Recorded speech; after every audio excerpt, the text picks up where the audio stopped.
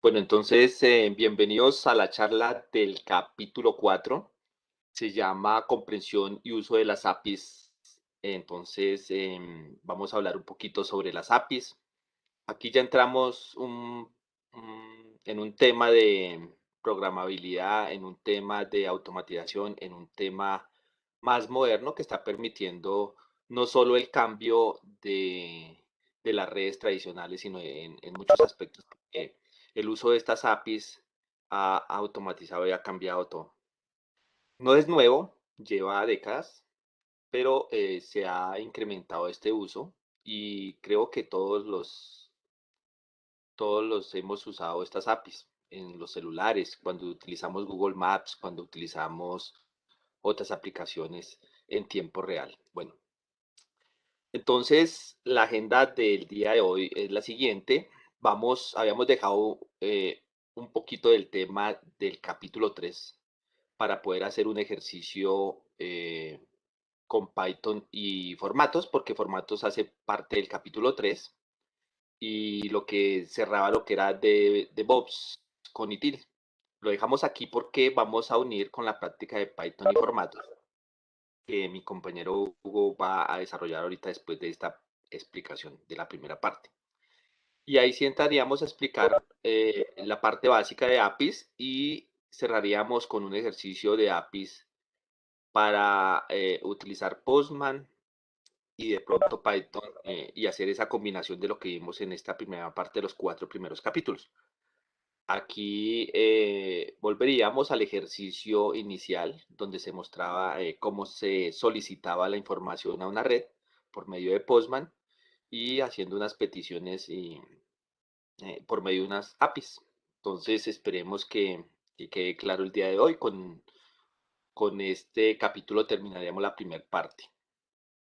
Entonces, los objetivos del módulo, como ven, es comprender el uso de las APIs. Es un tema amplio, es un tema extenso.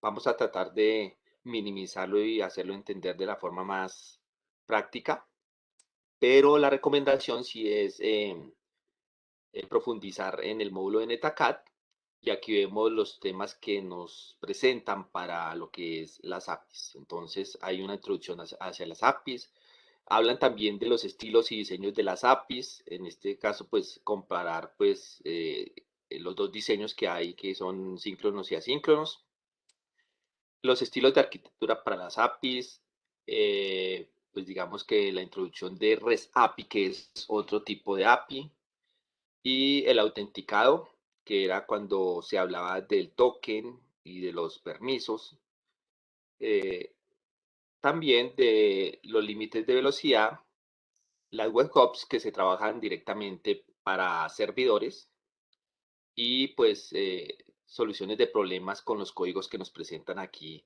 desde el 100 hasta el 500, que son unos códigos y una tabla que no necesariamente se los tiene que aprender uno, sino tenerlos presente para poderlos utilizar. Bueno, esta tiene dos actividades asociadas a este módulo. La idea es que vamos a hacer un ejercicio muy parecido a los que tienen en las guías para poder abarcar la temática de una forma ya pues correcta y fácil para que ustedes cuando la repliquen logren el objetivo. Bueno, entonces en esta parte nos faltaba terminar lo que eran formatos y algo de ITIL. Entonces les voy a hablar en unas pocas diapositivas que es ITIL prácticamente ahora. Y ITIL pues es, digamos que una nueva presentación, digámoslo, que tiene 34 prácticas de gestión. En este caso, estamos en la versión 4. Anteriormente se hablaba de procesos, ¿sí? Que era la versión 3, donde había una entrada, una serie de actividades por realizar y pues generaba un resultado. Pues ITIL ahora, digamos que este era como el símbolo y el proceso, como un ciclo de vida de todo que se iba dando y se repetía. Pues ahora ya se habla de ITIL 4, que es la nueva, y se da por todos estos procesos de metodologías ágiles de DevOps y se ha reformado. Ahora se habla de prácticas. ¿Y por qué se trae este tema? Es importante porque aquí están recopiladas a nivel de tecnología todas las mejores prácticas. En estas 34 prácticas, que son varios libros que nos permiten ver que a través de muchas décadas han recopilado las mejores prácticas en la parte de tecnología y que son interesantes traer acá. Aquí ya se habla de procedimientos, de herramientas, pues que personas elaboran y pues de controles que se hacen, ¿sí? En ese caso, por ejemplo, ya compañías como la NASA, como Spotify, como Disney y muchas de estas compañías ya están utilizando ITIL versión 4 porque está, digamos, englobando mucho de lo que hemos hablado aquí en el capítulo 3 y 2. Pues aquí ya se habla de gestión del servicio y recuerden que una de las, digamos, de los objetivos cuando uno diseña una red, pues se hablaba también de que debemos ir hacia los servicios, ¿no? Los servicios nos permite ir y eh, personalizar, digamos que lo que uno está ofreciendo en la red, ¿no? Y pues aquí vemos de dos siglas que las van a ver cuando ustedes, si pueden ingresar a la página, ahorita les digo en qué página pueden descargar el material. Y es la SBS prácticamente, que es Sistema de Valor del Servicio. Y hay otra sigla que van a encontrar muy repetidamente, que es la SBC, ¿sí? Que es así en la cadena del valor del servicio. Entonces, como ven aquí, todo lo que se está haciendo a nivel de redes ahora se va para servicio. Eso ya lo habíamos explicado anteriormente en una charla. Bueno, ya prácticamente, digamos que antiguamente las fases del ciclo de vida eran estas cinco que ven ahí: estrategia, servicio, transición, operación, mejora continua, como están viendo aquí. Pues ya no se hace así, realmente ahora ya se está hablando de procesos, se está hablando de tres procesos: prácticas de gestión general, pues ahí sí hay una serie de recomendaciones interesantes para lo que son redes; prácticas de gestión de servicio, cómo vamos a hacer todo lo que se está haciendo, todo lo que se está diseñando e implementando en redes, pues tiene que ir hacia los servicios; y prácticas de gestión de técnica. Ahí están todos los, digamos, inconvenientes técnicos y soluciones en cualquier tipo de red, ya sea de nueva generación o sean tradicionales o digamos que esas automatizadas. Ya hay documentación interesante. Entonces, en esta parte vamos a describir qué realmente es ITIL. Pues estas definiciones son oficiales. Entonces, la primera que encontré es un compendio de normas o una serie de libros donde está toda la información para gestionar los servicios de tecnología. Entonces, es interesante porque aquí van a encontrar absolutamente todo.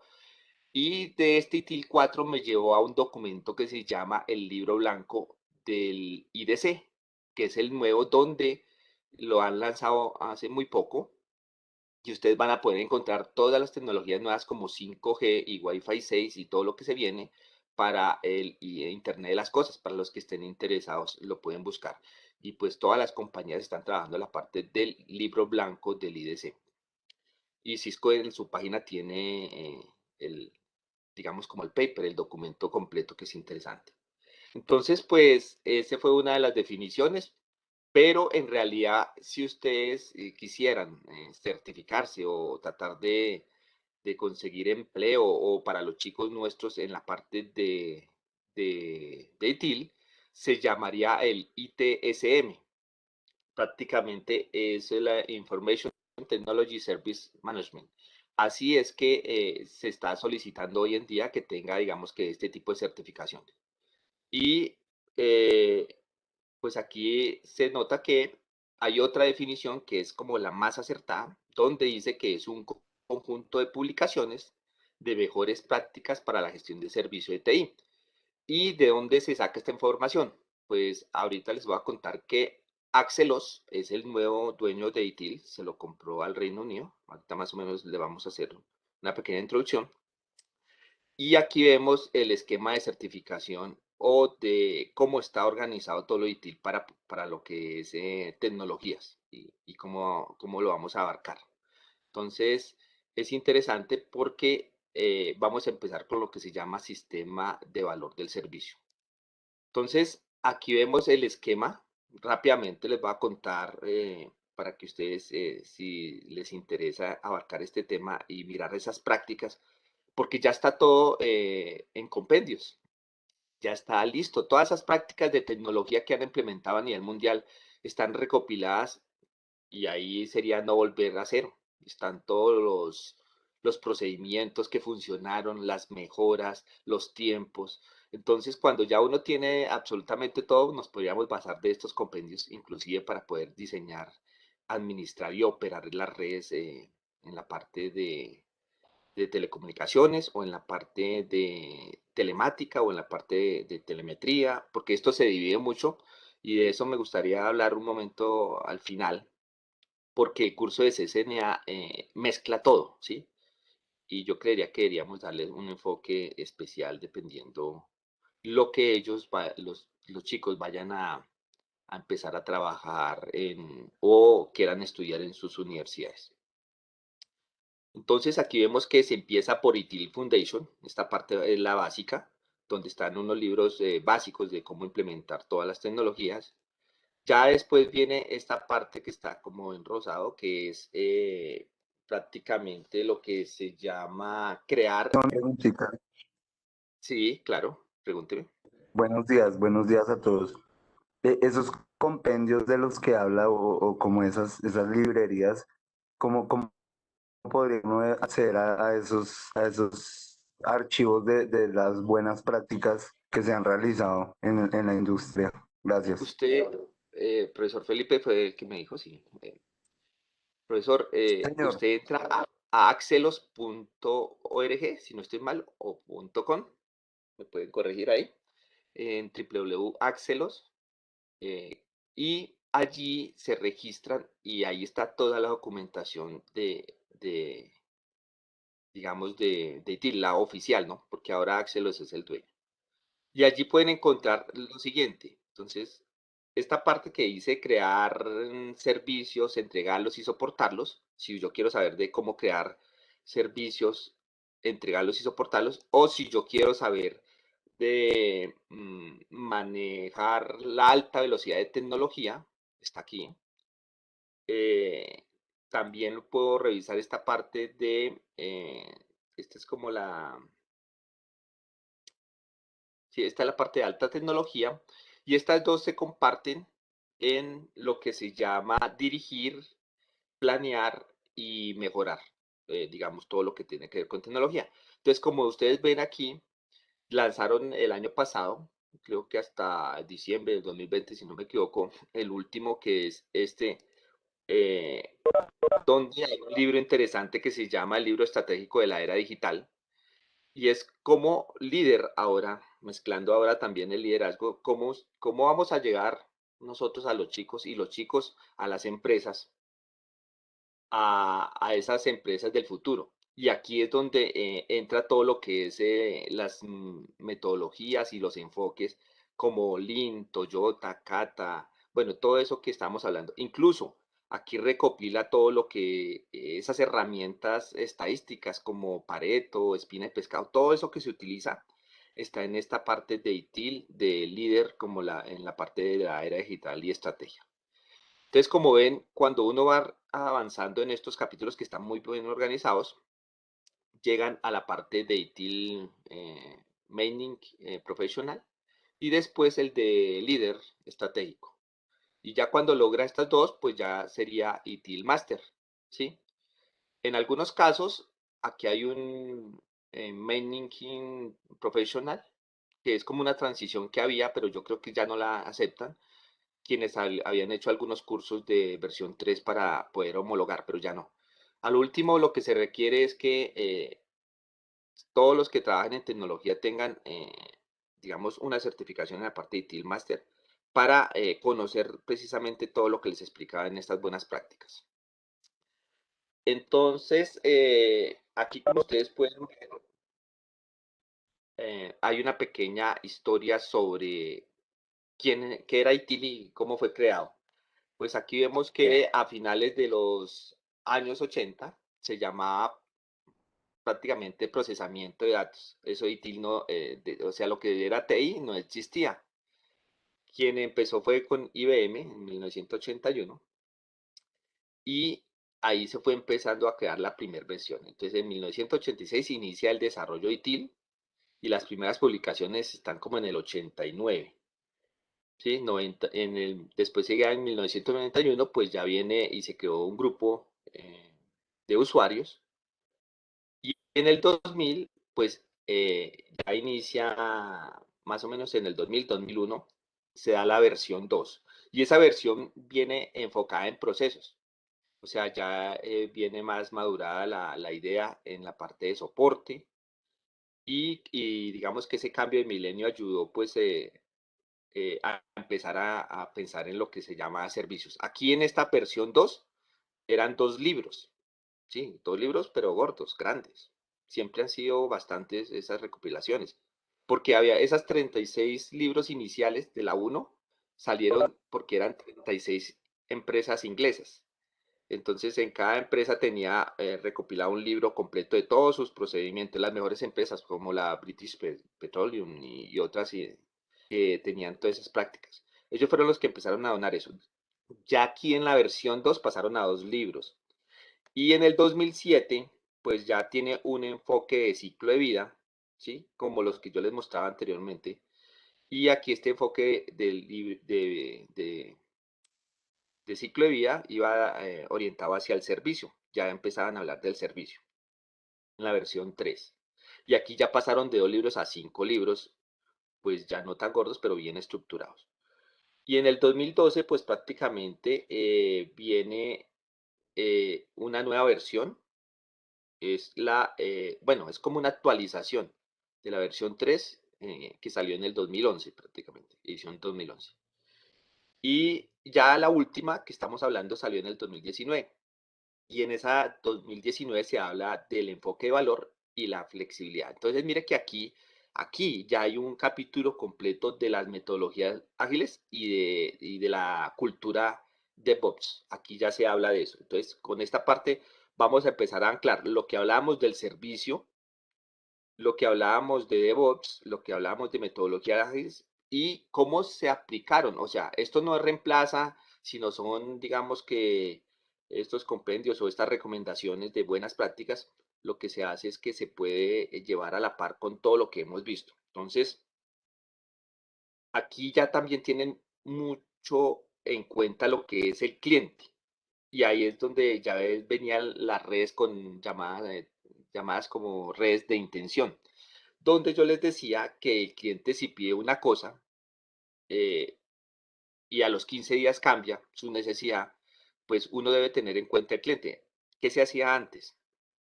Usted le decía, dígame qué necesita, una página, listo.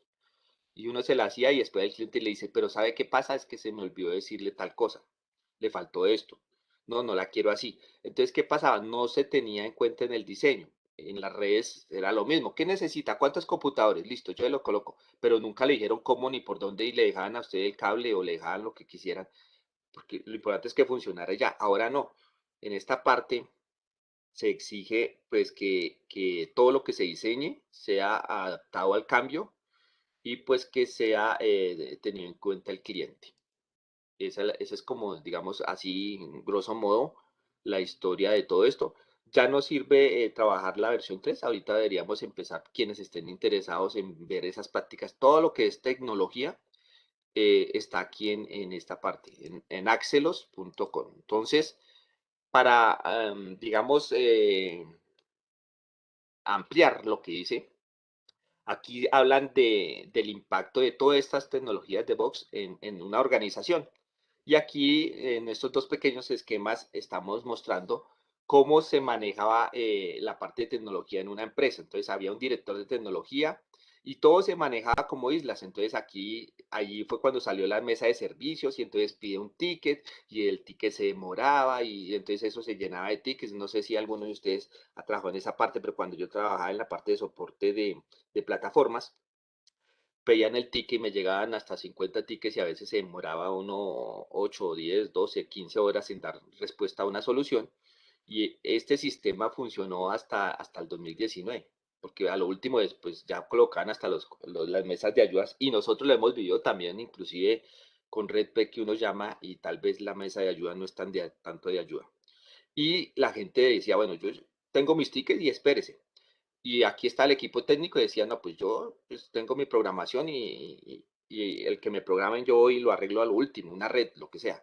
Y pues el de gestión de aplicaciones decía si hay que modificar eso. Entonces todo se maneja por aparte y al fin y al cabo todo se volvía más complejo.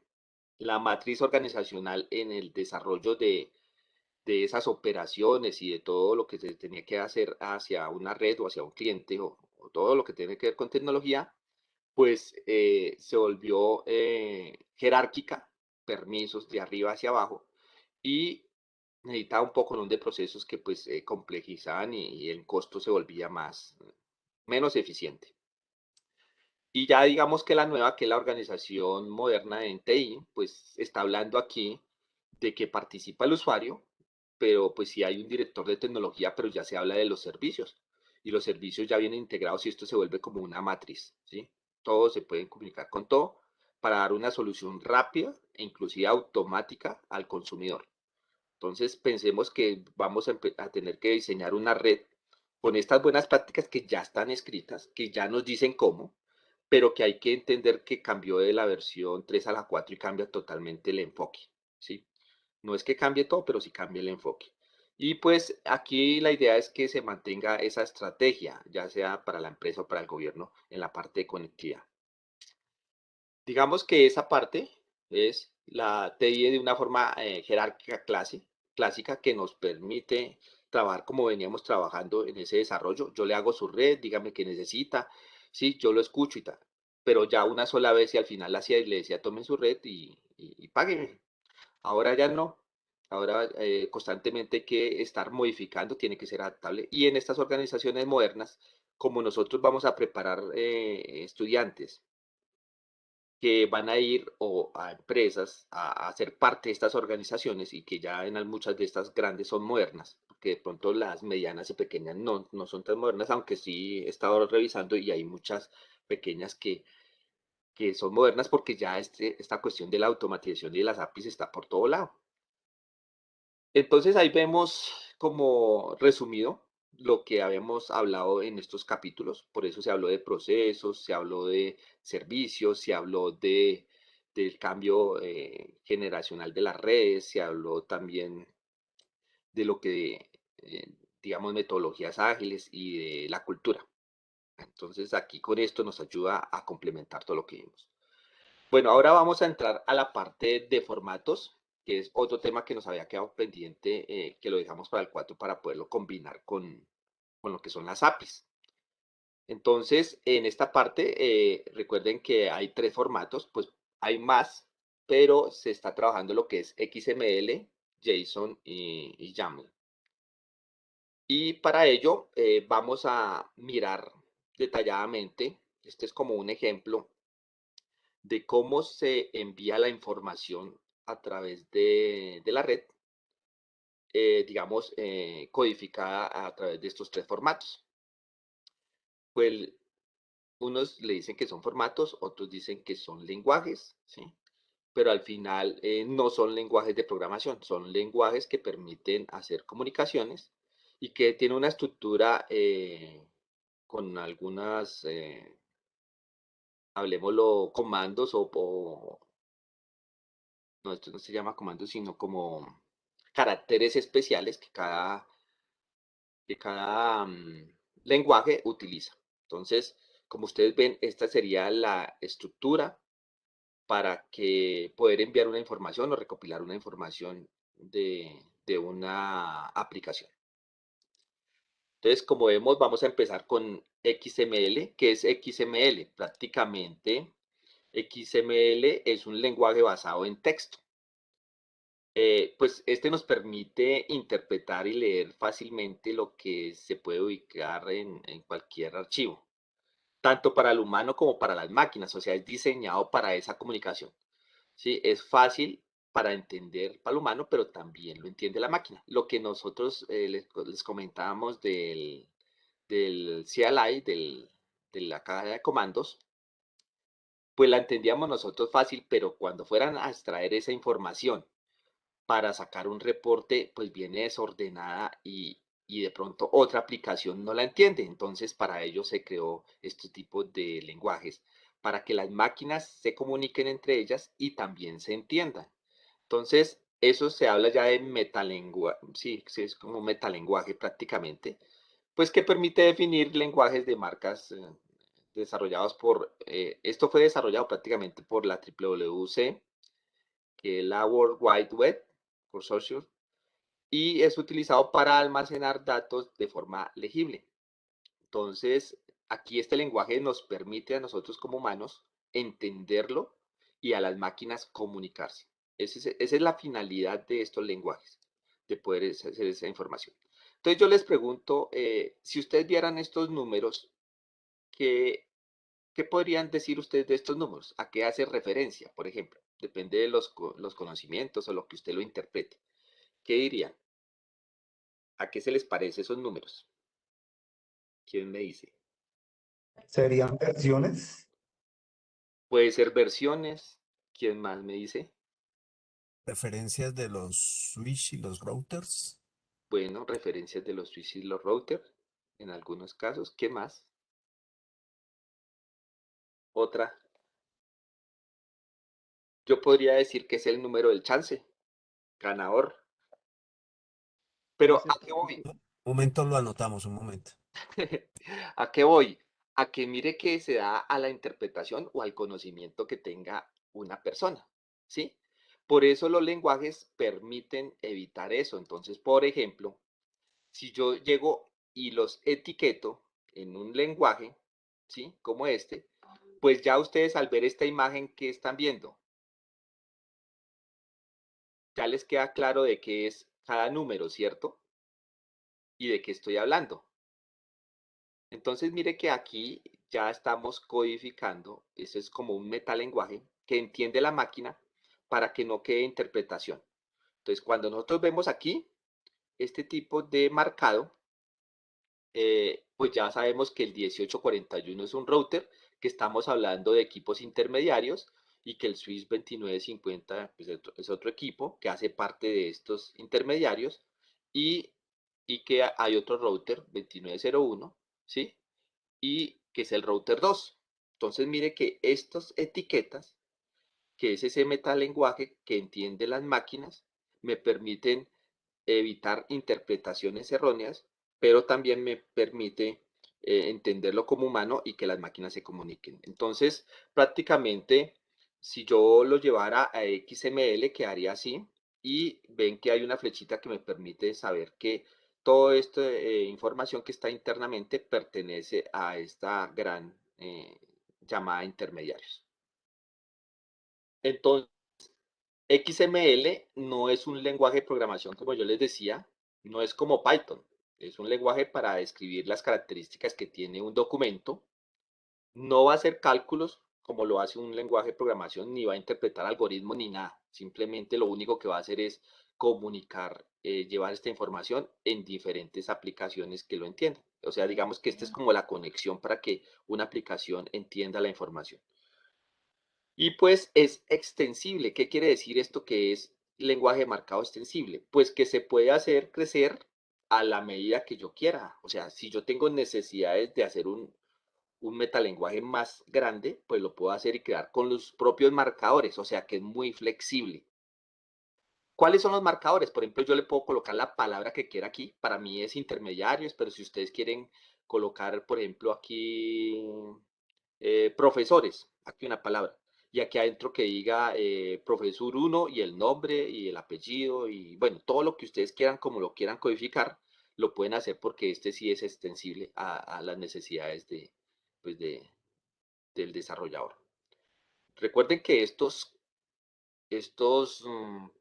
lenguajes son para programadores, ¿sí? Y de programadores, o sea, no cualquier persona lo entiende, hay que empezar a profundizar y a trabajar. Entonces, para ello, vamos digamos, como a explicar la parte básica eh, de cómo está constituido, digamos, este lenguaje. Entonces, vemos que tiene, a esto se les llama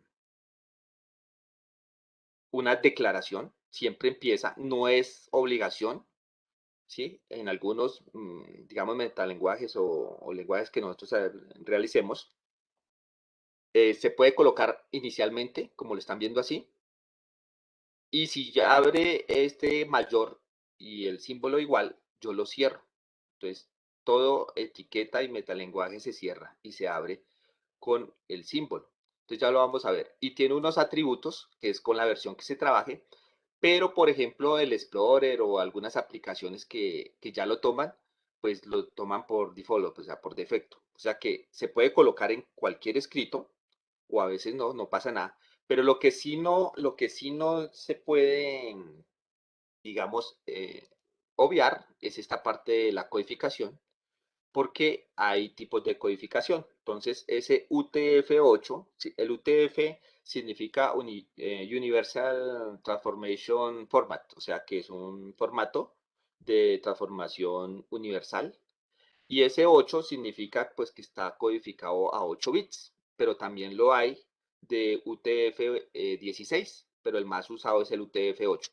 Entonces, esta parte sí hay que colocarlo para que él sepa en qué formato está codificado y lo pueda decodificar la otra aplicación. Entonces, vamos a hacer un ejemplo. Yo le coloco equipos, ¿sí? Esta parte de equipos, yo puedo decir que es la parte principal. A esto se le llama un tag o elemento de raíz. Y se cierra. Mire la diferencia entre la apertura y el cierre es este slash. Mire que es fácil, porque cuando uno ve todos esos, ese lenguaje, esos códigos, pues se ve como complejo, pero cuando uno entiende cómo está desarrollado, pues ya es más sencillo. Entonces, resulta que yo puedo decir que dentro de equipos tengo, por ejemplo, un computador que es modelo 2019 y cierro esto. Lo que está en verde sería un atributo de esta etiqueta computador, de este tag, pero lo que está en verde sería lo que se vería o lo que entendería la otra aplicación. Y mire que yo cierro aquí con un slash, con la misma palabra. Si está en minúscula, se tiene que cerrar en minúscula porque es sensible a las mayúsculas y no permite tildes. Así que cuando uno esté codificando, si coloca una tilde, le va a salir error o no le va a dejar ver la información, el texto. Entonces, esto es lo que empezamos a hacer un metalenguaje. Aquí vemos, por ejemplo, que yo a este equipo le puedo colocar varias cosas, lo que yo quiera. Para mí este tag se llama dir IP. Le coloco una IP que es la información y cierro con con el menor y el mayor. Digamos que el tag va en medio de estos dos. Y el slash es el que me permite, si no lo coloco, él no lo interpreta. Pero una vez yo coloco un tag inicial y un tag final y lo dejo vacío, también funciona, queda vacío. Pero si le coloco cualquier información, esta es la información que es legible para el humano, pero estas etiquetas son estandarizadas con UTF-8 para que sean legibles por máquina, de aplicación a aplicación y de máquina a máquina. Entonces, cuando yo les hacía el primer ejemplo de que hacíamos una petición a la red por medio de Postman, lo que hacía Postman era decirme, bueno, ¿qué tipo de petición va a ser? ¿Un GET? Sí, le hacíamos un get o un put, y él me devolvía una información en diferentes formatos. En ese caso, vamos a hacer el ejemplo para que nos lo devuelva en XML. Y a esto se le llama contenido y con eso digamos que queda la estructura básica. Claro, XML tiene un libro y tiene de pronto muchas reglas. No es tan fácil como lo estamos explicando acá porque tiene muchas cosas. Por ejemplo, si yo quisiera utilizar un carácter como mayor, como estos son caracteres especiales de esta codificación, pues ya tengo que ver una tabla de caracteres que me interpreta. ¿Cómo voy a utilizar un mayor o de pronto unas dobles comillas en la parte de contenido? Bueno, quería preguntar si más o menos van entendiendo qué es XML y para qué funciona. Señor. Sí. Sí, esa es la parte, porque es que a nosotros nos interesa que ustedes vean, cuando vean ya el código, así sea extenso, ustedes se van a dar cuenta que aquí hay una parte que es un elemento raíz y aquí hay otra parte que ya son anidados o hijos que les llaman y un cierre. Entonces, cuando uno se pone a mirar toda la información, aquí pues se repite, computador, computador, dir IP, equipos, equipos, pero lo que nosotros necesitamos enviar es esta información que está en verde. A eso se les llama prólogo. Entonces, cuando ustedes van a leer, ¿y dónde van a leer? Mire, estos tipos de formatos donde está la información, aparte que Netacad nos da una información, pues digamos, básica, ustedes pueden ir, por ejemplo, a xml.org o pueden ir a json.org y ahí está toda la información de los formatos. Entonces, prácticamente lo que les estoy diciendo, yo lo tomé de Netacad y también de esas páginas oficiales para que ustedes revisen. Y esto se le llama anidamiento, ¿sí? Y al igual que en la parte de Python, hay que tener en cuenta, digamos, que esta sangría, aquí le llaman sangría y no hay indentación, no, sino sangría, que sí es importante en algunos lenguajes. ¿Sí? En otros son más flexibles, como YAML. Bueno, entonces, pues prácticamente ahí quedaría entendido lo que es JSON. Solo sirve para enviar esa información, no hace nada más, o sea que no es, como yo le decía, un código de programación. Sí, es un lenguaje, pero no es de programación. Entonces, usted lo entiende y lo interpreta y ya, es así. Y lo que le interesa es el contenido del centro. Hay otras reglas, como les decía, que ahorita cuando se haga el ejercicio lo van a entender un poco más. Bueno, el otro formato es que es JSON. Prácticamente JSON, pues viene de la palabra JavaScript Object Notation. Entonces, Ingeniero, una pregunta. sí, sí, señor. Ingeniero, primero que todo, ¿qué relación tiene XML con metadatos? Y XML también se podría utilizar para recuperar documentos en la parte del sistema de información cuando se trabaja, por ejemplo, con un sistema operativo como XP y ahorita con Windows 10. Entonces, como el formato es diferente, con XML es que se trabaja esa parte. Gracias. Es que XML, digamos que es la base de todo, es el lenguaje más antiguo y XML, pues digamos que es un estándar generalizado que le llaman markup. Pues prácticamente ese lenguaje nació de un lenguaje que se llama SGML y ese es el que permite hacer, como es estandarizado, le permite a cualquier aplicación y a cualquier máquina comunicarse. Eso ya hace varias décadas que salió. Entonces, digamos que ese XML lo que hace es guardar la información de acuerdo a las necesidades. Como usted decía, yo necesito esto. Y también se habla de ese metalenguaje. Sí, los metadatos son aquellos datos que están ocultos, digamos, en la parte del archivo, del tipo de archivo, quién lo hizo, quién lo creó, a qué horas. Y esos metadatos se pueden leer, ¿sí? Con XML. No es que XML sean los metadatos, sino que estos lenguajes permiten leer esos metadatos. Por eso uno puede llegar a solicitar cierta información de una página a través de XML y se la entrega en la forma que uno desea, solo los datos que uno encuentra. Entonces, pues prácticamente ese XML lo han utilizado para comunicar y extraer información de bases de datos también, de HTML, páginas, cuando necesitan, por ejemplo, hay una página en la parte de criptomonedas, entonces necesitan tener actualizado un sistema, se crea un script para que se saque la información que se necesita actualmente, constantemente de esa página.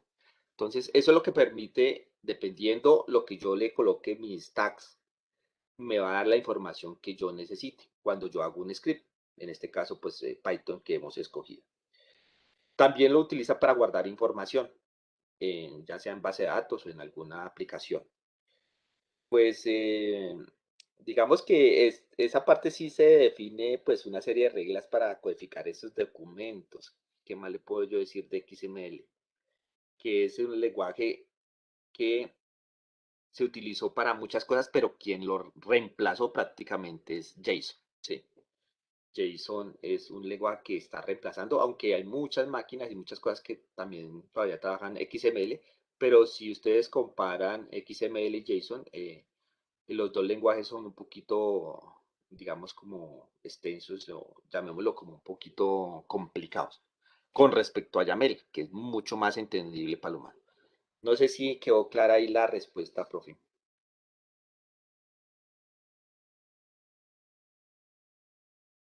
Sí, Sí, señor, gracias, muy amable.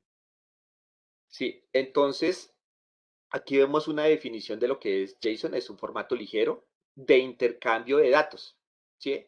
Aquí lo único que pretende estas etiquetas, esos tags y toda esta estructura es que lo entiendan pues todas las aplicaciones y todas las máquinas, pero también que sea muy visible para el humano. Entonces, este JSON está basado pues en JavaScript, prácticamente funciona muy bien con ese lenguaje de programación con JavaScript. Y pues como ustedes ven, esa edición es de 1999, o sea, es de bastante tiempo que la han estado utilizando. Lo que pasa es que ahorita se incrementó el uso. Y aquí vemos que pues hay otra definición que JSON es un formato de texto sencillo para intercambio de datos. Pues se trata de un subconjunto de la notación literal de objetos, aunque debido a su amplia adopción, como la alternativa que es XML, se considera un formato independiente del lenguaje. O sea, aquí, a pesar de que es basado en JavaScript, pues también se hace independiente de ese lenguaje. Y aquí vemos un ejemplo de cómo se puede empezar a ver este tipo de codificación. Entonces, aquí vemos, y a esto se le llama un objeto, que es lo primero. En este caso hay un ejemplo que se llama persona. A esto segundo es la propiedad, y aquí viene alguna regla especial para JSON. Es que cuando nosotros colocamos una propiedad, siempre lleva dos puntos y aquí después de los dos puntos lleva el valor. En este caso, por ejemplo, la propiedad sería nombre, dos puntos y el valor dos sería Ricardo, en este caso el nombre.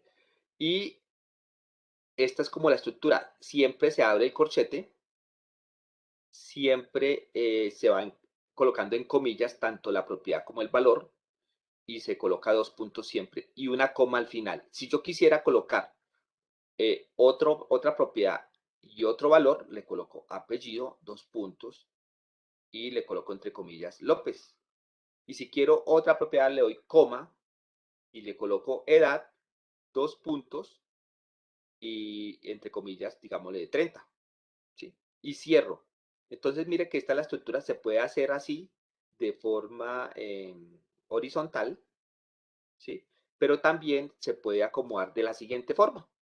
Entonces, mire que ya se empieza a parecer mucho como el ingeniero Amaury explicaba en la parte de listas o de arreglos que se hacían en la parte de Python. Entonces, mire que esta es una forma más organizada de poderlo desarrollar.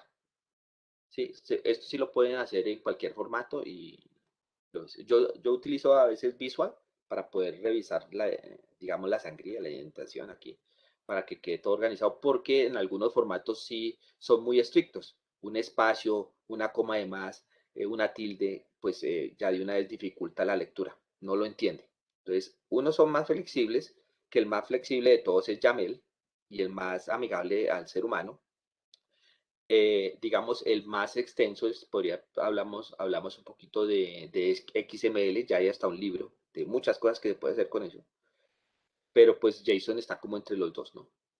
No es tan fácil, también hay muchas cosas que no les estoy diciendo aquí, pero si ustedes van a investigar, pues se van a dar cuenta que es bastante amplio. Entonces, mire que en esa estructura, en la página json.org, pues aquí nos está hablando de la parte de objetos y ya hay una estructura. Entonces se abre lo que es el paréntesis, la corchete, perdón. Y aquí le dice cómo se debe estructurar. Si tiene un string, tiene que estar aquí la coma, perdón. Después aquí del white space va dos puntos y aquí el valor, como les explicaba. Entonces mire que nos da el mapita de cómo se debe estructurar un objeto. También cómo se puede estructurar un arreglo. Entonces abre corchete, este sí sería, perdón, este sería como un paréntesis, ¿sí? Ese es el nombre de este paréntesis cuadrado, creo. Mire que la diferencia de este corchete, ¿no? Ojo, porque cuando lleva corchete son objetos, cuando lleva este paréntesis cuadrado son arreglos, ¿sí? Y los valores también yo los podría empezar a organizar así. Pues hay varios tipos de arreglos que puedo hacer. Entonces yo abro mi corchete, yo coloco computador, bueno, yo, ojo, porque al colocar mis comillas, estas comillas no son las que se representan acá, ¿no? Pues aquí me sale como, no sé por qué me salen esas comillas así. Pero a veces al copiar de pronto un ejercicio al otro, o un formato al otro, o un texto al otro de estos que nos bota, nos puede salir error por las comillas. Entonces, eso sucede porque a veces las comillas de una codificación del teclado, pues de la configuración, puede ser distinta dependiendo del idioma. Perdón. Entonces yo le coloco aquí, abro el corchete, coloco computador, 2 puntos, 5, y voy a colocar una coma. ¿Por qué? Porque vean, aquí yo estoy haciendo la apertura o raíz. Yo puedo colocar antes del corchete algo, vea, el nombre del objeto, pero también lo puedo dejar así, ¿sí? Aquí mirando la estructura.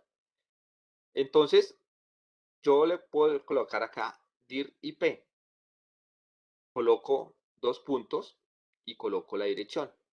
Si yo quisiera colocar otro, le coloco coma. Pero si yo termino ahí, no finaliza con coma. Solo se le coloca coma cuando va a colocar otra, digamos, otro anidamiento, otro hijo, otro dato. ¿Sí? Y después se cierra. Entonces, mire que es muy fácil de empezar a reconocer cómo es la estructura. Abre corchete. Si quiere una palabra raíz aquí detrás que le interprete todos estos datos, como lo vimos, también lo puede colocar. Comillas, el nombre, 2.5, coma, y esta coma me permite ir arreglando, digamos, dejando esto hacia abajo. Las dos formas, yo la puedo dejar aquí horizontalmente hacia allá, seguir escribiendo. Entonces, mire que estos son los valores y los puedo entender como humano, pero estas, digamos, estos tags y esta estructura le permite a las máquinas reconocerlo. Y en esta parte de valor, pues hay tipos de datos. Entonces aquí vemos que se maneja lo mismo que en Python, los string, flotantes, enteros, booleanos y arreglos. Y los arreglos pues van, como les decía, con este corchete cuadrado.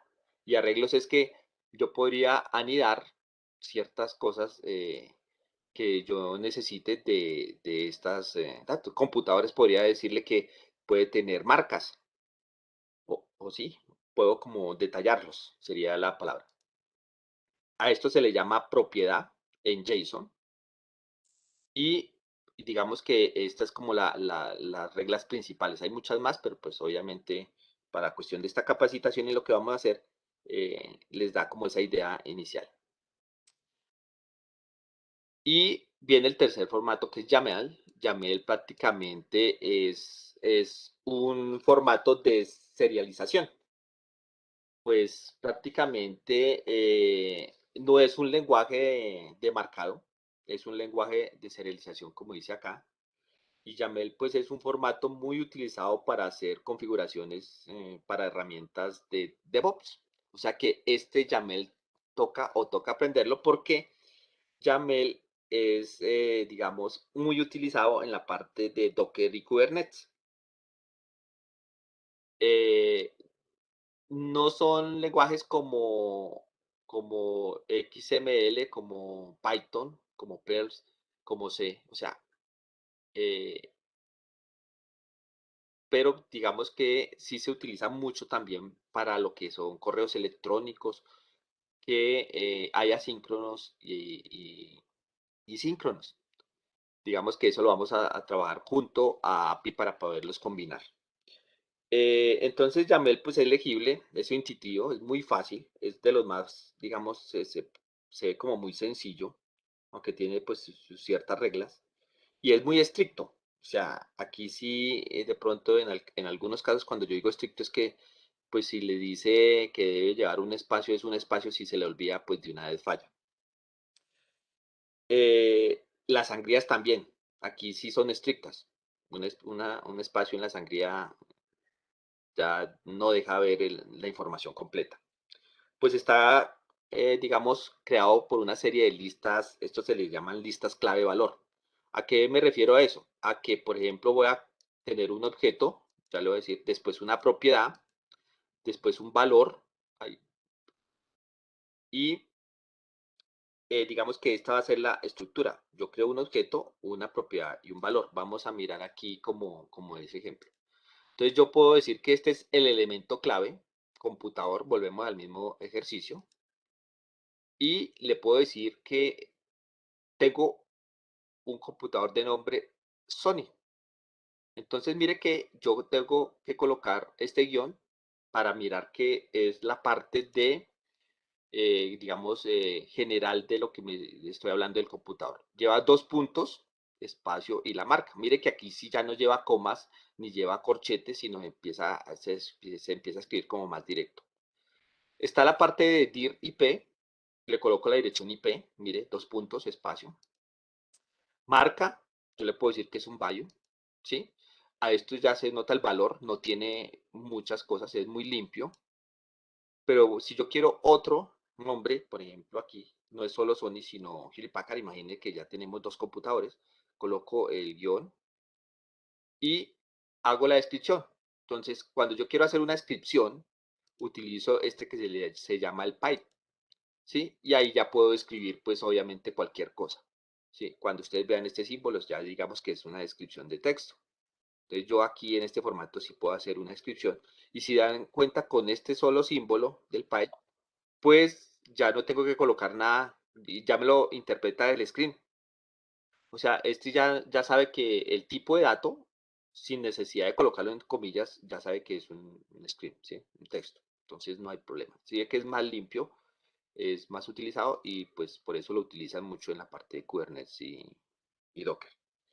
A esto se le llama multilínea y pues los tipos de datos también los maneja, string, flotante, entero, pero esto lo hace ya más automático, él lo interpreta por default.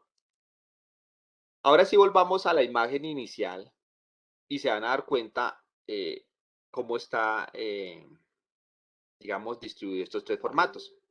Entonces miremos aquí XML y díganme cuál sería el contenido de esta parte que ven ahí, que interpreten, esta partecita.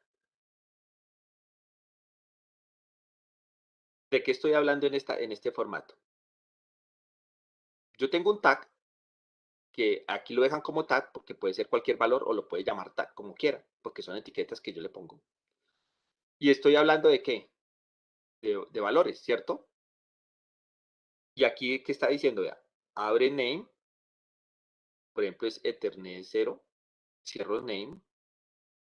Acá dice el tipo, le coloco ya el tipo de Ethernet que tengo, cierro type, listo. Abro location, 0, enable true y el index 2. Y mire que la información es la del centro. Y si yo abro interfaz, cierro interfaz. Y si abro aquí interfaces XML, pues cierro acá interfaces. Entonces, si se dan cuenta que el formato se ve amplio, pero pues realmente puedo leerlo como humano. Y estos tags me permite que las máquinas lo entiendan. ¿Sí? ¿Hasta ahí va claro?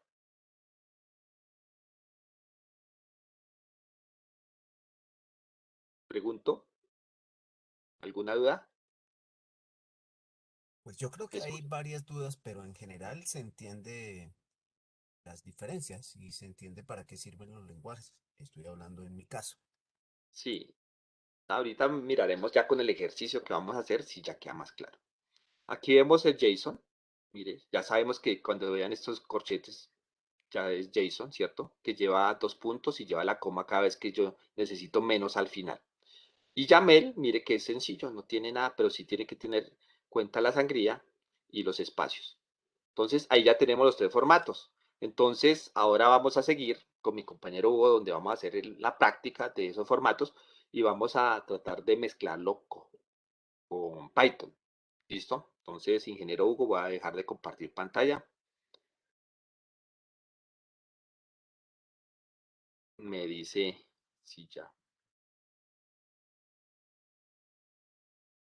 Listo. Buenos días, compañeros. Ustedes me pueden confirmar si me escuchan bien y si se escucha bien y si se ve bien la pantalla, por favor. Sí, señor, se escucha bien y se ve la pantalla. Muchísimas gracias. Bueno, compañeros, el día de hoy pues vamos a trabajar con algunos ejemplos de formatos y tipos de documentos en Python. Básicamente les voy a compartir, permítame un momento, yo tengo aquí un repositorio donde tengo pues digamos los archivos y los formatos que vamos a trabajar el día de hoy para que digamos no tengamos que ponernos a escribir todo ese código ni demás. Entonces, a través aquí del chat les voy a compartir el repositorio, la dirección del repositorio. La idea es que descarguen toda la carpeta cuando estén aquí donde dice descargar zip. Descargamos esta carpetica, no sé, en el escritorio, a donde ustedes más convengan. Después de que la tengamos ahí, la extraemos. Y la idea es llevar esta carpeta a donde estamos trabajando o donde tenemos nuestro proyecto de Visual Studio. Entonces yo aquí lo tengo en Cisco, por acá, en el equipo, en la carpeta Cisco, que es donde tengo todos mis proyectos, pues lo llevo allí y lo pego allí mi carpeta. ¿Listo? Pues esa es la idea del ejercicio. ¿Para qué? Pues para poderla trabajar en Visual Studio. Entonces, compañeros, pues me van diciendo si pudieron acceder ahí al repositorio y pues a la descarga de la carpeta con los ejercicios para el día de hoy.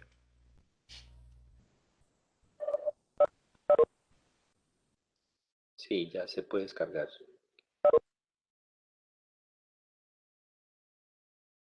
Vamos a dar ahí unos minuticos para que por favor la descarguemos, la extraemos y vamos y la copiamos allá en nuestro proyecto, en el proyecto que estamos llevando pues, de los ejercicios que estamos haciendo. Lo puede llevar en carpeta, lo puede llevar simplemente los archivos, pero la idea es que tengamos todos estos ejemplos allí, donde tenemos diferentes ejemplos y datos para trabajar.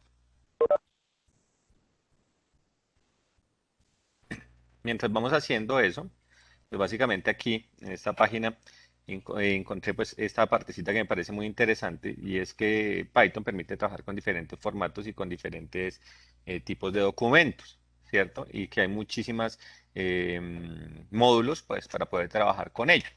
Y básicamente, cuando nosotros vamos a trabajar con algunos archivos, no es necesario ni siquiera tener instalado un módulo, sino que Python me permite crear, digamos, archivos de tipo TXT, CSV, bueno, diferentes archivos. ¿Cómo? Pues básicamente Python exige tres cosas. Primero, que se abra un documento, ya sea en modo lectura, en modo escritura. ¿Sí? Segundo, que se escriba sobre el documento. Y tercero, que se cierre el documento. ¿Sí? Entonces aquí podemos abrir, leer y cerrar, o abrir, leer, abrir, escribir y cerrar, o abrir, leer y cerrar, que es básicamente como la estructura que nos pide Python para trabajar con sus diferentes formatos y con sus diferentes archivos.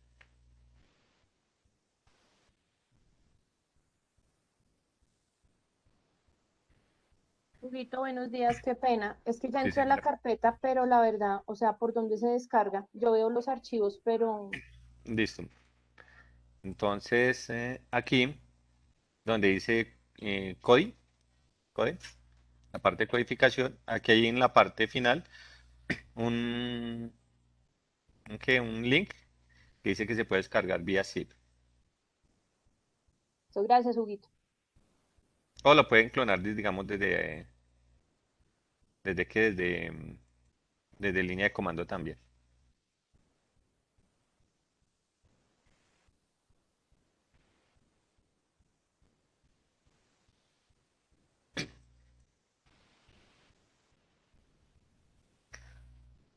Una vez que nosotros tengamos descargada la carpeta y demás, pues procedemos a abrir Visual Studio.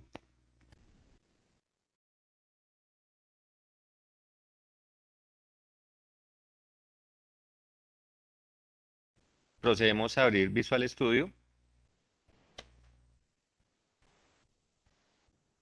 Entonces, pues aquí en Visual Studio pues vamos a encontrar como la carpeta. Recuerden que Tenemos ahí varios ejercicios, he tratado como organizarlo en carpetas de lo que hemos venido trabajando. No se les olvide siempre habilitar la terminal y pues básicamente siempre habilitar el entorno virtual.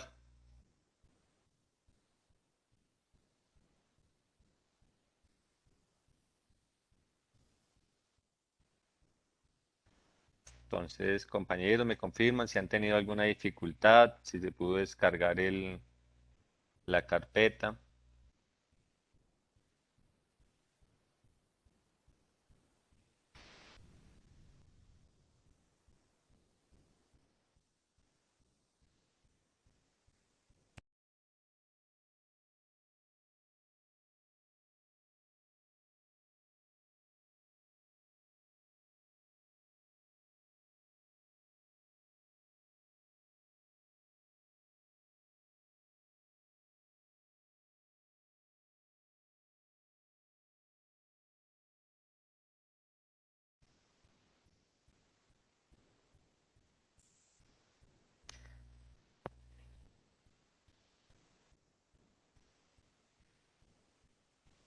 Listo, compañeros, ¿me pueden confirmar, por favor? Si ya se logró hacer la descarga.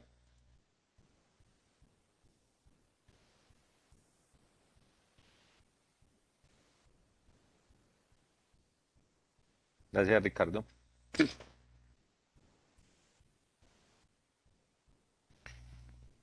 Bueno, en este momento pues nosotros nos encontramos, digamos que en la carpeta, digamos de nuestro proyecto, en mi carpeta raíz, en la carpeta Cisco, pero pues básicamente como voy a trabajar en una carpeta, si lo crearon o lo dejaron dentro de una carpeta que se llama formatos, cuando nosotros ejecutemos algunos de los scripts de Python, pues básicamente él va a ir a buscar estos elementos dentro de la misma carpeta, digamos dentro de la misma ruta. Por tal razón, lo importante es que estemos ejecutando el archivo de Python en la misma ruta donde van a estar los formatos que vamos a trabajar. Entonces, en este caso yo me encuentro dentro de Cisco, pero en la carpeta formatos. Entonces, aquí me voy a ubicar en formatos para poder que se ejecute y que encuentre los archivos. Porque básicamente podemos ejecutar el script en Python desde la carpeta Cisco, pero pues no va a encontrar el formato porque no está dentro de la misma ruta.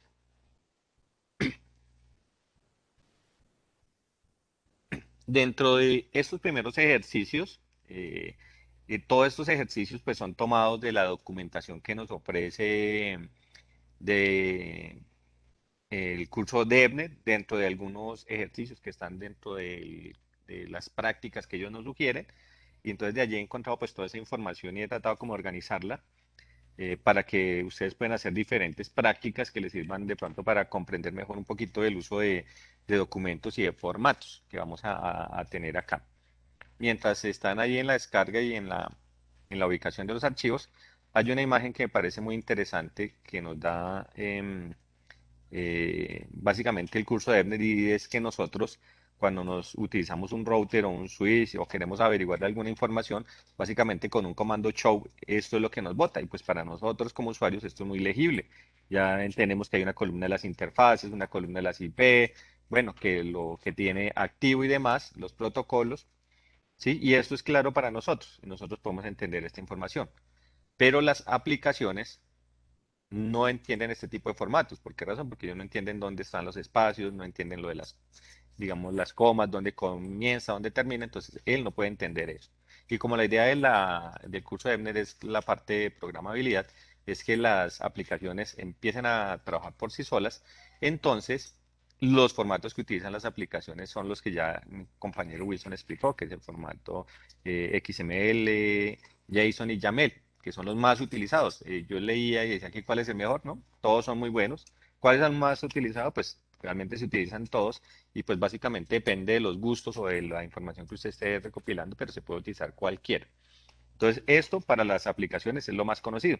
Entonces, esta imagen me parece interesante de la audiencia que nosotros necesitamos. Y en este caso, la audiencia es la de las aplicaciones. Entonces, las aplicaciones se comunican mejor utilizando estos formatos porque ellos entienden cada una de estas características, las reglas que tienen los formatos, que los corchetes, que los tag, que las llaves, que los punto y coma, que las comas, todo eso para ellos es muy claro y entienden estas jerarquías que en este caso son como jerarquías de árbol, pues las entienden y las pueden trabajar.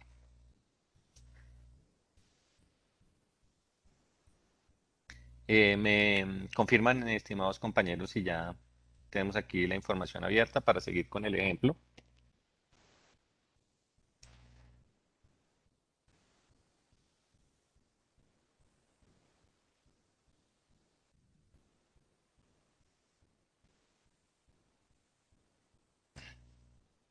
Entonces, básicamente dentro de esta carpeta tenemos unos scripts que he trabajado, algunos que he buscado y conseguido por allí en la página de la documentación de DevNet, pero pues básicamente son estos que tenemos aquí.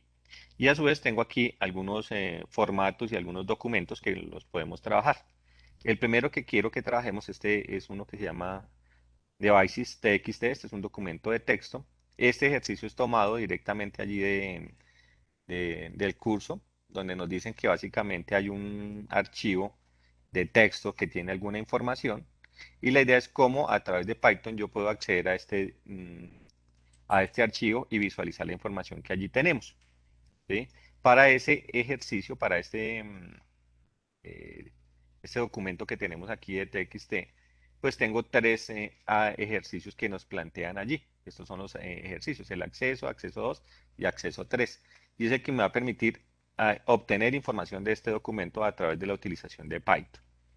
Entonces, a este es el documento que vamos a referirnos cuando trabajemos estos tres ejemplos. Entonces, yo les solicito, estimados compañeros, que abramos el primero, el primer script de Python, que dice acceso.py. Y básicamente, pues aquí me dice la manera muy sencilla en que nosotros podemos trabajar básicamente con Python, ¿sí? En la apertura. Mire que aquí no necesitamos ninguna librería en especial ni nada, sino que básicamente un documento puede ser accesible por Python de una manera muy sencilla. Entonces, en este caso, en un TXT, recuerde, lo primero que abrimos es abrir el documento, siempre con la instrucción open. Y aquí vamos a escribir la característica, si es en modo lectura o en modo escritura. ¿Sí? Y pues básicamente vamos a crear un objeto y vamos a guardar la información, un objeto en Python, y vamos a guardar la información que en este momento esté en modo lectura en este archivo. ¿Qué vamos a hacer aquí? Creamos un ciclo for, pues básicamente para llamar a cada una de las líneas que están allí escritas, cada uno de los ítems que tenemos, ¿sí? Y utilizamos el método strip pues, para eliminar los espacios en blanco iniciales que tenga. Cuando nosotros vemos este documento, voy a mirarlo por aquí nuevamente, el devices, pues aquí para allá en esta línea tiene espacios en blanco.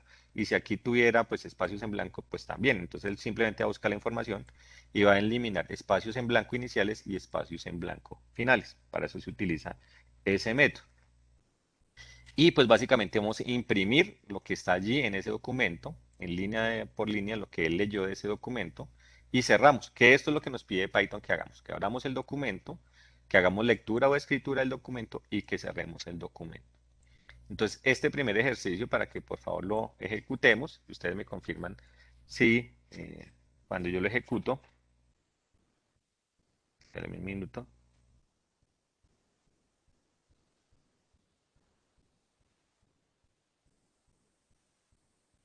aquí me generó algún error.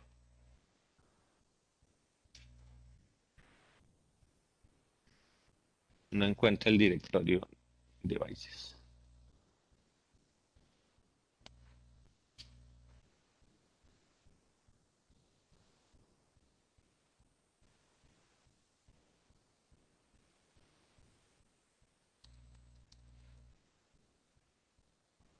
Miremos a ver si ahora sí. Listo.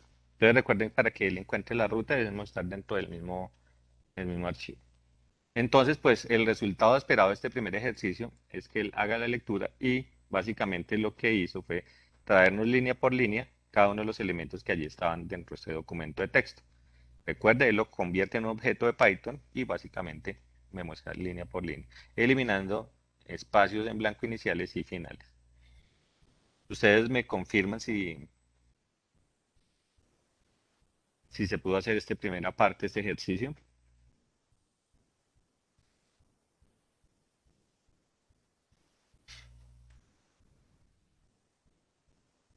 Yo creo que si quiere lo repite Hugo porque lo hizo como rápido y lo hizo como muy rápido para darle el tiempo a los compañeros para que lo listo. Listo, me confirma si ya todos tenemos estos formatos para continuar.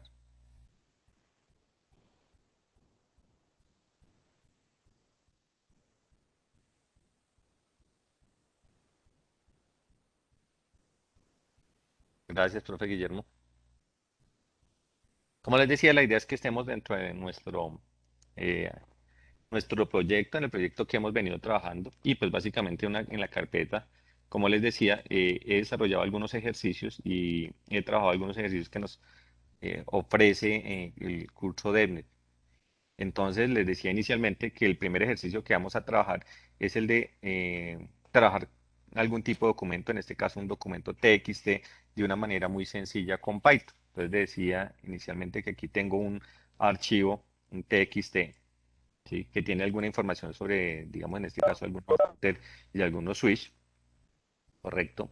Lo tengo en una ruta en la misma carpeta donde tengo tres ejemplos en Python para poder acceder a este archivo devices.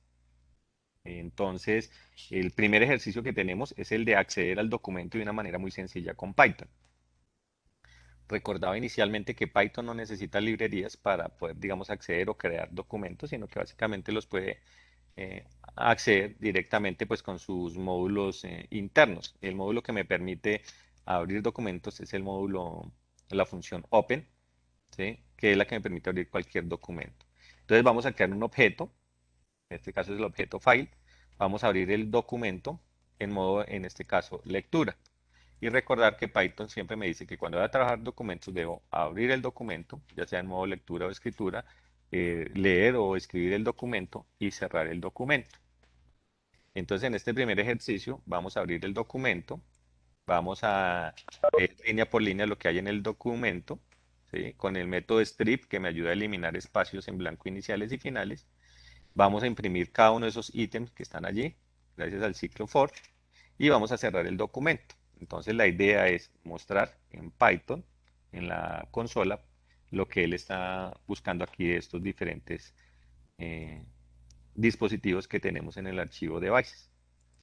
Recordar que para ejecutarlo, si yo no me encuentro dentro de la ruta, y yo le doy, no sé, Cisco y estoy en la carpeta Cisco, cuando ejecute me va a aparecer el interno que no encuentra el directorio. Entonces, ¿por qué? Porque el directorio lo busca en la misma ruta. Y en este caso, pues, tendríamos que ir a la ruta formatos.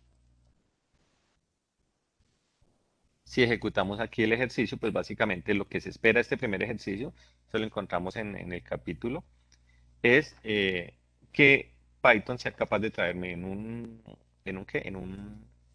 En un objeto, traerme toda esa información, implemento la información que está en un documento de texto.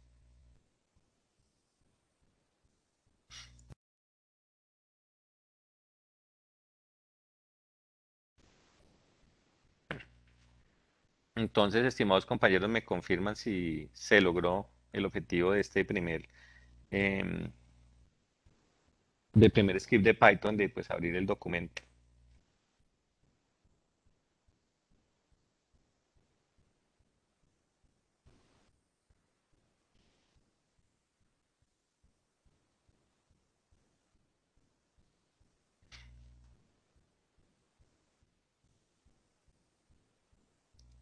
Trabajando sobre el mismo documento, tenemos un segundo script. Vuelvo y le digo, estos ejercicios son planteados eh, por, por básicamente ¿por qué? Por Python y pues básicamente pues por Python no sino por el curso de EBNET y básicamente pues aquí vamos a tener otro ejemplo utilizando pues en este caso una lista. ¿Sí? Nosotros vamos a crear una lista vacía que son muchas de las herramientas que nos permite trabajar Python. Luego vamos a abrir el documento en modo nuevamente lectura y hacemos lo mismo que hicimos en el caso anterior, que es leer ítem por ítem y quitar todos los espacios en blanco iniciales y finales. Y luego, a través del formato del método append, ¿alguien se acuerda qué hace este método?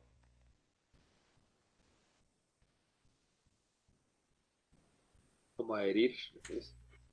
Sí, señor. Ese método me sirve para agregar elementos a una lista.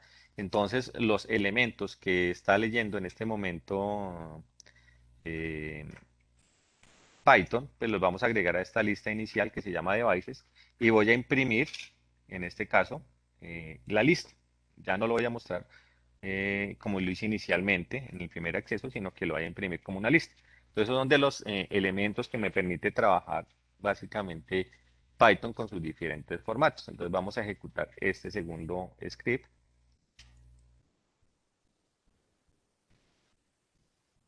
Entonces, aquí en la parte de abajo, si ustedes se dan cuenta, pues ya me imprimió la misma información que teníamos allí, pero en este caso, básicamente la trajimos en forma de una lista. Entonces, cada uno de los elementos que contiene la lista.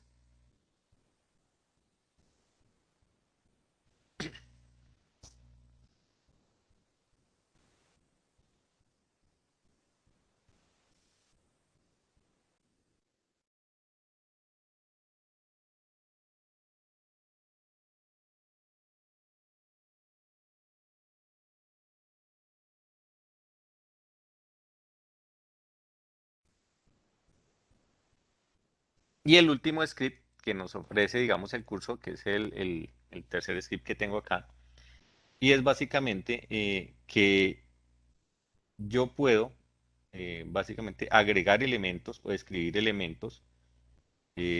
Como le decía anteriormente, no solamente yo puedo leer documentos, sino que también puedo escribir. Entonces aquí estamos utilizando una A, que es un método append, que es básicamente una escritura en método append, que es ir asignando elementos a nuestro documento. Entonces abrimos el documento, vamos a crear aquí una entrada por teclado, ¿sí? A través del, de la función input, que es una función integrada en Python. Aquí dice que por favor ingrese el nombre del dispositivo.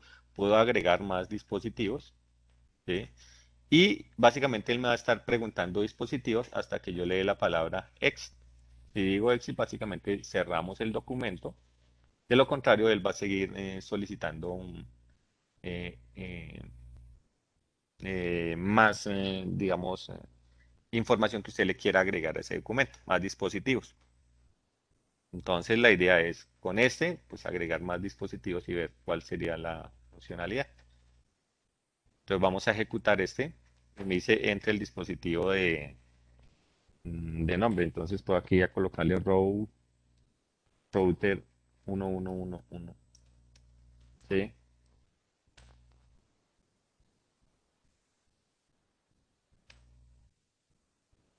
Aquí puedo seguir escribiendo.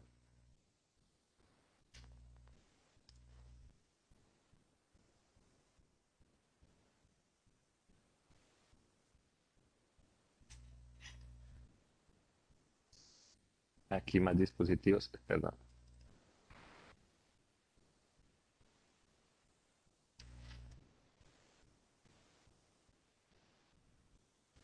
Y pues vamos a verificar, digamos, nuestro listado de dispositivos.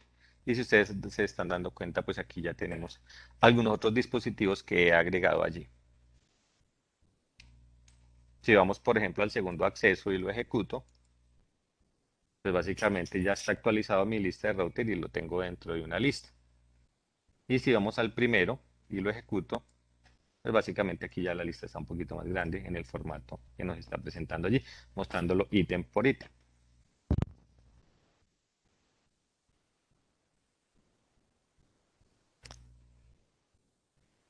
Entonces, compañeros, escucho si se pudo ejecutar el ejercicio, en este caso con este primer ejemplo, que trabaja pues un documento de texto.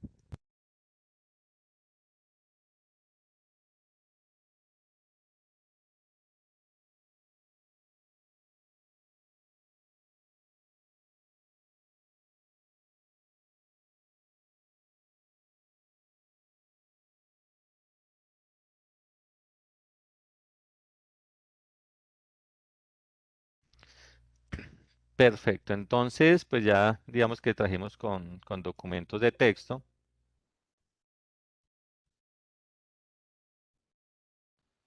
quiero ir también a verificar que no solamente documentos de texto, sino que básicamente también puedo trabajar con documentos tipo Excel. Aquí tenemos un listado en CSV separado por comas, donde hay alguna información de unos routers, unas direcciones IP y pues unas, no sé, unas ubicaciones. Puede ser cualquier documento de texto que nosotros, perdón, documento de Excel que nosotros queramos trabajar. Entonces, ¿cuál es la idea?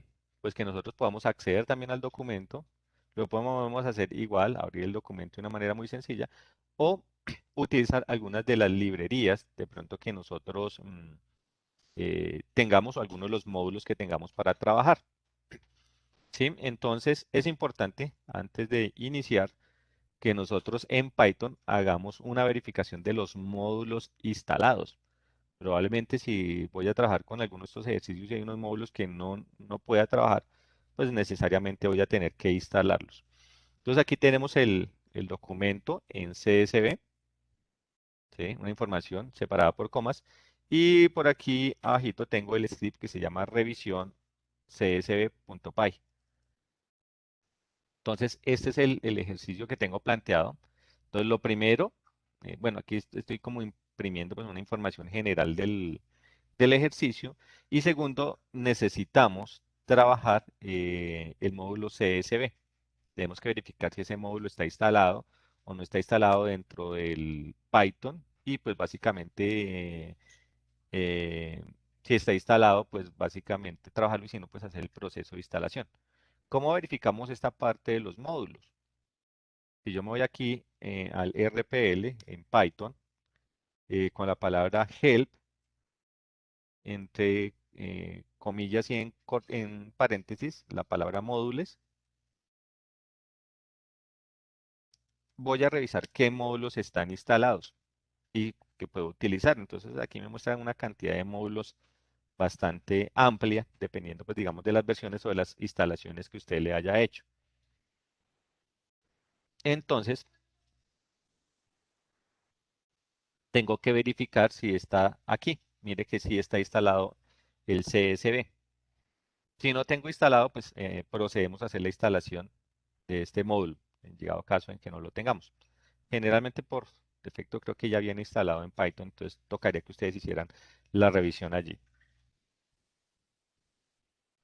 Y también pues algunos otros, perdón, ya que estamos aquí, algunos otros formatos que cuando trabajemos con la parte de formatos vamos a necesitar YAML, vamos a necesitar XML, XML2dig, pues ya ahorita les voy compartiendo esa información. Bueno, esta parte de request para los otros ejercicios, JSON también. Entonces, todas esas librerías que de pronto vayamos a utilizar, debemos instalarlas si no están instaladas.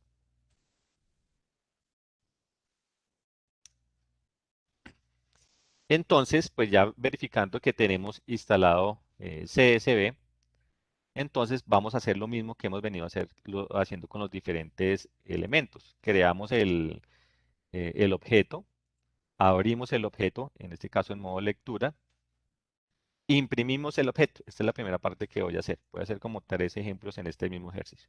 La primera simplemente nos dedicamos a crear el objeto, abrir el documento e imprimirlo, ¿cierto?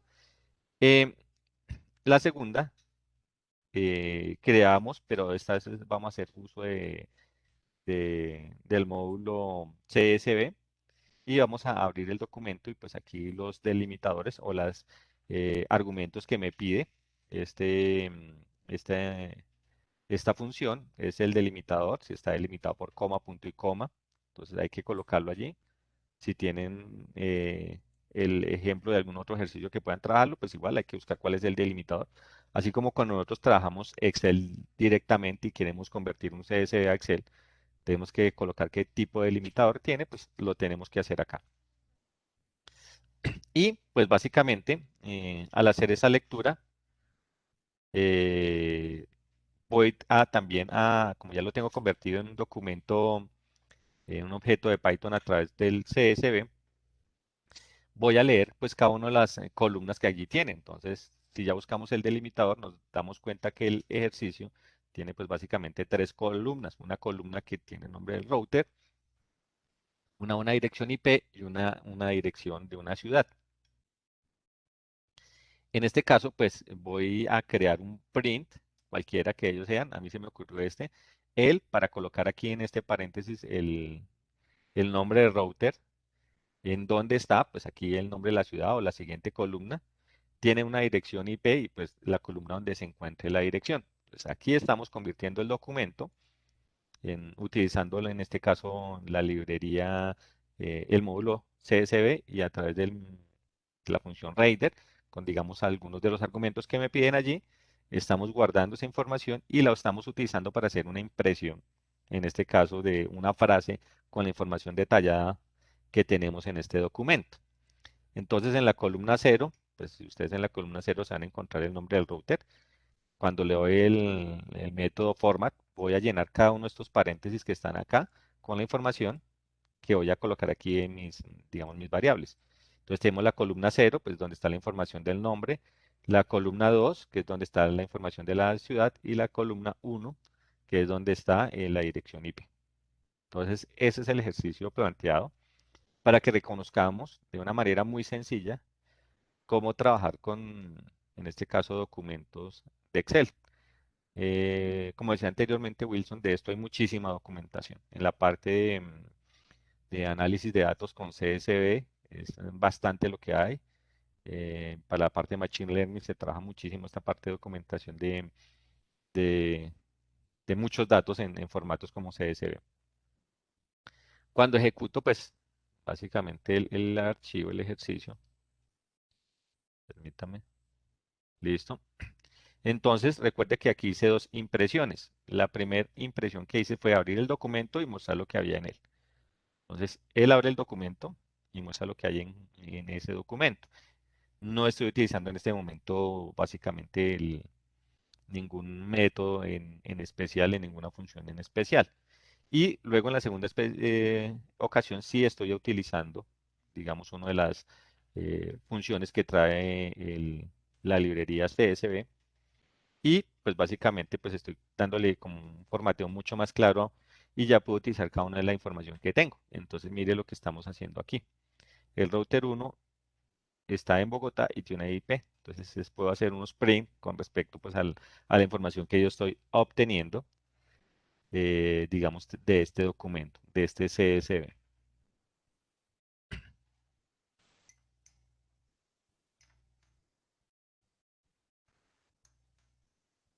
Entonces, estimados compañeros, ustedes me dirán si se pudo realizar el ejercicio, si está quedando claro esta parte de los diferentes documentos y formatos que nosotros podemos trabajar con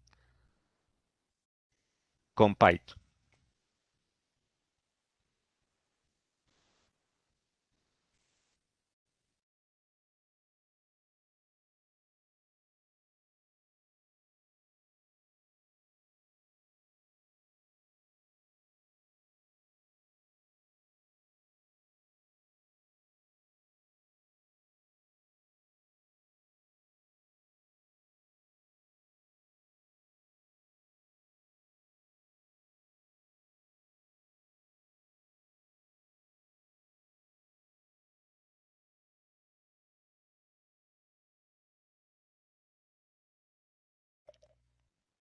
Me confirman, compañeros, si podemos continuar, si estos ejercicios han sido o se han podido ejecutar.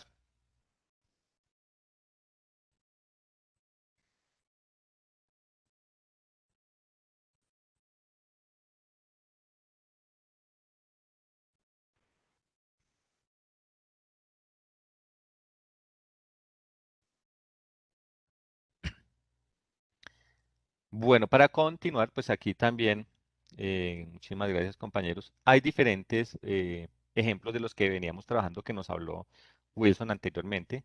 Aquí tenemos una lista en formato JSON. Recordar pues las características del formato JSON que utiliza los corchetes, ¿cierto? Utiliza los elementos, lo que tiene que ver con sus atributos a través del formato clave-valor. Tenemos la clave y el valor, como nos lo explicaba Wilson hace un instante. Recordar que cuando tenemos pues una lista, los diferentes elementos que están dentro, digamos, de esa lista tienen una coma y que cuando ya no quiero más elementos dentro de ella, pues básicamente ya no va a ir coma. Entonces, si ustedes se dan cuenta, aquí tenemos el formato establecido, digamos, es el formato que nos permite hacer una revisión. Tenemos una lista también en XML. Recordar también las características de XML, que es la primera parte de la que se compone, que esto siempre en todos los formatos va. Tenemos las etiquetas de apertura, ¿sí? Y las etiquetas de cierre. Lo mismo, clave valor. Para todos estos formatos se utiliza lo que tiene que ver con la clave, la IP y el valor de la IP. Y pues la información, que es lo importante.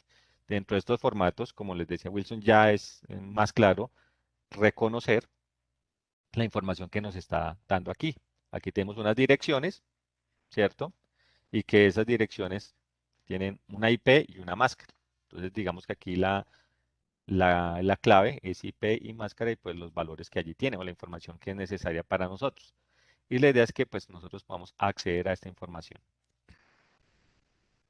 Tenemos también esa misma lista en el formato YAML. Entonces recuerden que para los ítems, cada uno de los ítems de la lista, pues básicamente tenemos los guiones, ¿cierto? Y pues básicamente la información. Este no exige ningún punto y coma ni nada, sino básicamente, digamos, la indentación que se debe llevar para saber que ese elemento corresponde a la lista. Es el formato más sencillo de los tres que nosotros tenemos. Entonces miremos el formato JSON, el XML pues, y el YAML. Los tres me están dando la misma información, solo que básicamente este es más cercano a nosotros, a lo que tiene que ver con la forma en que nosotros nos comunicamos o al lenguaje que manejamos. Entonces tenemos esos tres elementos y también aquí tenemos, se puede decir, tres objetos en los diferentes formatos. Un objeto en JSON, ¿sí? Tenemos el objeto, en el que tenemos la apertura y el cierre, y aquí tenemos pues los atributos del objeto, el nombre, la descripción y lo demás. Y pues aquí también hay unas características. Recuerden el formato clave valor que tiene cada uno de ellos, los dos puntos, las comillas y la coma. Y recordar pues que si es un texto eso debe ir en comillas, pero básicamente si nosotros tuviéramos números o eso no es necesario, él entiende los valores numéricos, string, booleanos, entonces para él es transparente esta información. También tenemos un objeto en XML, miremos que aquí tenemos el objeto creado y básicamente sus atributos en esta parte. Y lo mismo tenemos un objeto en YAML, igual el nombre del objeto y pues sus atributos. Entonces, digamos que esos son los ejemplos que vamos a trabajar en cada uno de estos ejemplos o script de Python que hay por aquí, pues que ya están trabajados, que ya están listos para ejecutar y pues para que ustedes también hagan una exploración un poco más profunda en casa y que lo revisemos con mayor claridad. Entonces, pues aquí lo primero que vamos a hacer es, hagamos este JSON, creo que es, perfecto. Entonces vamos a hacer mm, básicamente este primer ejercicio, que es igual que lo que hicimos anteriormente. Vamos a abrir un documento en formato JSON, en modo lectura.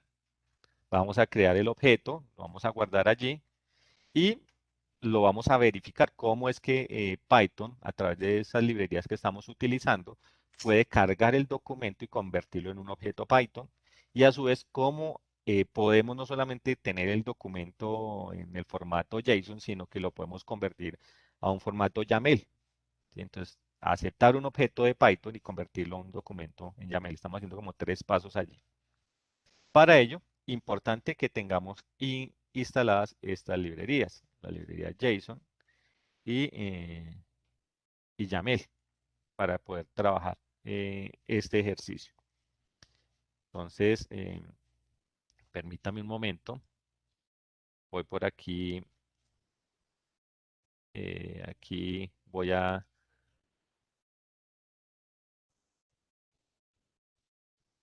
través del chat, les voy aquí a compartir la forma en que instalamos YAML y la forma en que instalamos JSON.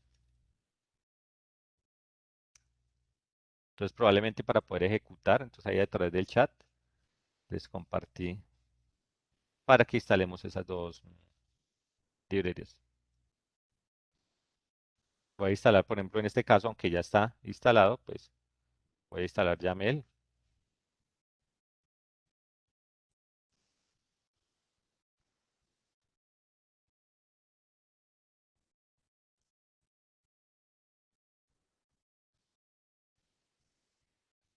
Listo, aquí pues básicamente no lo instala porque ya está instalado, ya tiene una versión 6.0, pues no, pero pues básicamente pues esa es la manera en que lo instalamos. Recuerden que si utilizamos la instrucción help modules,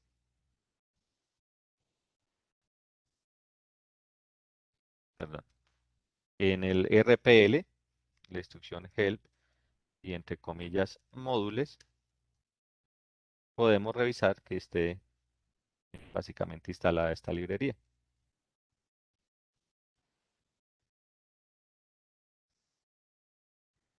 Entonces mire que tenemos YAML por aquí y JSON por aquí. Inclusive tenemos dos librerías de JSON, pues porque hay muchas librerías que nos pueden servir.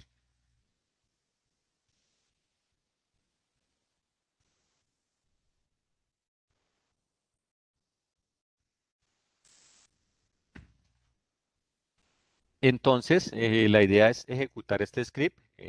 Vuelvo y les digo, en este caso va a ir al objeto JSON, que es el que tenemos acá. My JSON. Básicamente va a traer esta información que está en este formato JSON. ¿Sí? La va a traer y me la va a mostrar. Va a crear un objeto en Python y me va a mostrar esta información. Y luego en la segunda parte me la va a convertir. Entonces, si ejecutamos el script, pues básicamente lo primero que hizo fue traer directamente la información que estaba allí en formato JSON. Recuerden que él utiliza las comillas para la clave, el valor, ¿sí? Las comas para los diferentes elementos que se encuentran allí. Ya cuando no tengamos más elementos, pues ya no vamos a colocar más comas. En este momento, esto es formato JSON. Pues ustedes ya lo pueden reconocer de una manera más sencilla. Y pues en la segunda parte, ya utilizando YAML, con la librería YAML, lo que podemos es coger el documento, que en este caso es un documento JSON, y un objeto Python, perdón, y vamos a producir eh, un formato YAML. Básicamente es pasarlo a YAML. Entonces mire las características de YAML, que YAML sí ya no tiene eh, paréntesis, ni nada de eso, ni corchetes, ni nada, sino básicamente está aquí de una manera muy sencilla los elementos que están allí. Entonces me confirman si se pudo realizar este ejercicio.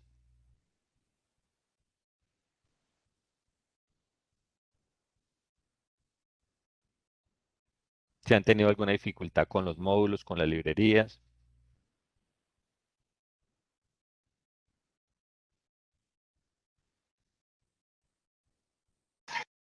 Dije, Hugo, sí, un momentico, porque las librerías a mí no me están cargando.